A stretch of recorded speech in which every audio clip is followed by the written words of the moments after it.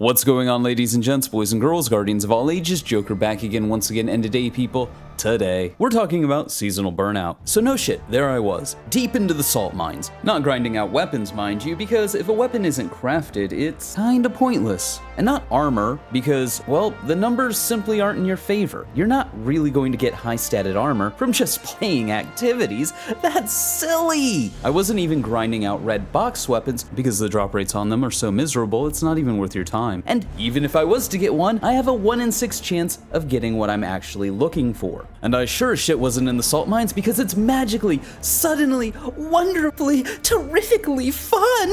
No, I'm not playing for the weapons and armor, at least not the weapons and armor as you get them from the activity. I'm playing to get opulent umbral energy, which can be used to focus weapons and armor in the helm. See, but it's not that simple. In order to get opulent umbral energy, don't just do something as silly as play the activity. That might actually make sense. That might actually be manageable and enjoyable. But no, we need some arbitrary BS step in the middle of all your grinding, because Bungie didn't create enough content, so they need to pad out the season. Now, in order to get opulent umbral energy, you must first listen to a word from our sponsors, NordVPN. So, how can NordVPN help you out when you're in the salt mines? I'm glad you asked. Grinding out things in Destiny can often feel like chores or a second job. So why not keep yourself entertained? But when you throw on whatever streaming service you're a part of, you find they're either missing or have removed whatever programming you're looking for. And it's no longer offered in your area or region, but it's offered in Canada or the UK or Japan. Because of weird licensing agreements, well, with NordVPN, you'll never be locked out of TV shows or movies you're arguably already paying for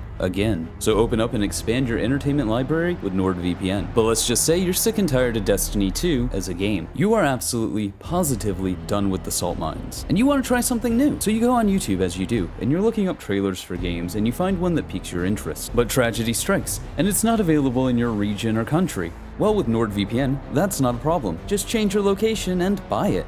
Now I know what you're thinking. But Joker, VPNs are expensive! And that's where you're wrong, oh contrarian commenter of contrarian comments, more so now than ever. Right now, NordVPN is offering a banger of a deal, several in fact. Choose from one of 3 plans: Standard, which is NordVPN only, Plus, which is NordVPN plus Pass, and Complete, which is NordVPN, Pass, and Locker. And regardless of which amazing deal you go with, when you use the code BUTTJOKER at checkout, or go to nordvpn.com/buttjoker, or use the link in the description below, you will get an additional month for free added onto any of these fantastic deals. And if it turns out for whatever reason you don't like NordVPN, NordVPN offers a 30-day money-back guarantee.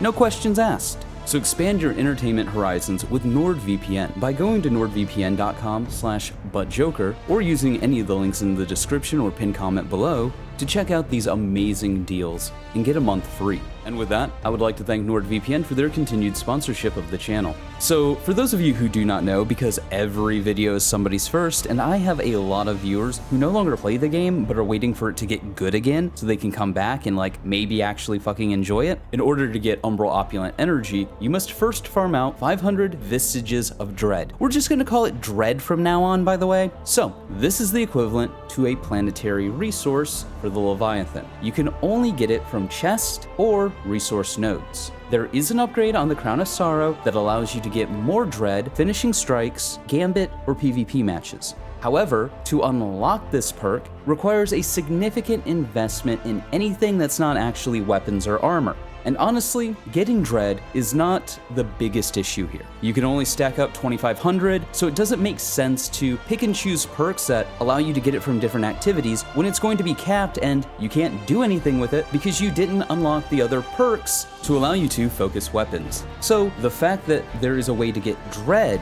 in other activities really doesn't matter. Now, once you've obtained your 500 dread, you can then turn them in after completing the containment public event for a whopping 9 opulent energy. That is the worst trade deal ever.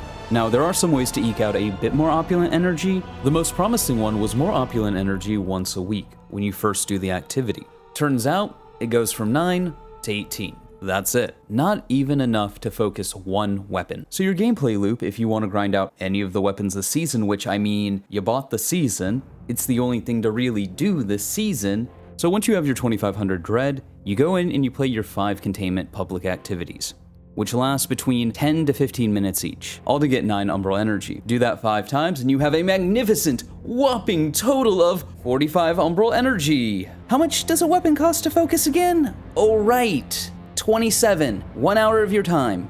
You can only focus 1 weapon. Now, of course, there's going to be some carryover. You can just go get 500 more dread, do the event 1 more time, and unlock another umbral engram. So it's more like 2 umbral engrams every hour and a half, but still not the greatest of grinds. And that's the most direct way to farm red box weapons. I mean, hopefully you get lucky while you're playing the activity and 1 drops. But again, that's a 1 in 6 to get what you're looking for. And we all know best case scenarios isn't how Destiny loot grinding works. I know a guy who's played the Vault of Glass 108 times and still has yet to get the Vex Mythoclass. So I digress a little bit, but the point is, that's your grind, that's your pattern, week in, week out, day in, day out. You farm your 2500 materials, and then you play the public event 5 times, and you hope, you pray, you get your loot. But once you have obtained your loot, there's this kind of disappointing realization to all of it.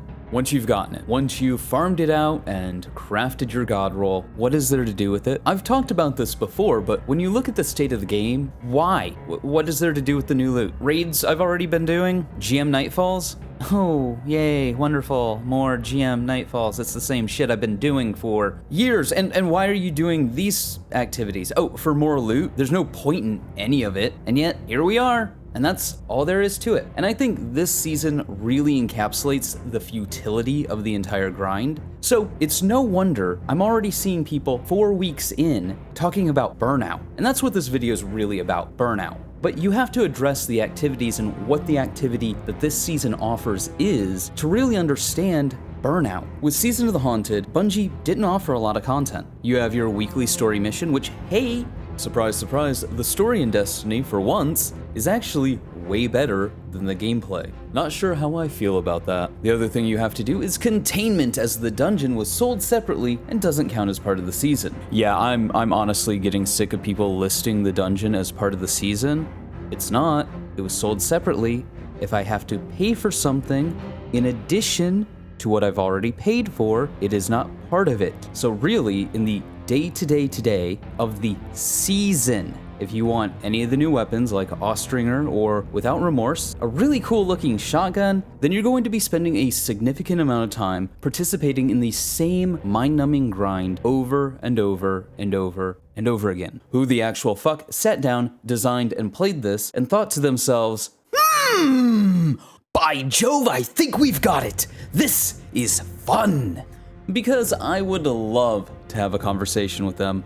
Season of the Haunted and its horde mode and its loot grind has to be some of the dumbest shit that Destiny has ever done. And the worst part, it doesn't have to be that way. If you remember back during Season of the Risen, a season I have not talked about enough because it was actually really good. Season of the Risen introduced a similar system to Season of the Haunted. You had this currency known as Risen Umbral Energy. And much like in Season of the Haunted with Opulent Umbral Energy, you could go to the helm and use it to focus and unlock weapons. However, this didn't require you wasting your fucking time doing one activity, as there was an upgrade you could unlock under operational upgrades called Umbral Energy Requisition. When completing raids, dungeons, and non-seasonal playlist activities, you have a chance to get Risen Umbral Energy. There was also Umbral Echo. Decoding focus season weapons has a small chance to refund Risen Umbral Energy. The cost of focusing during Season of the Risen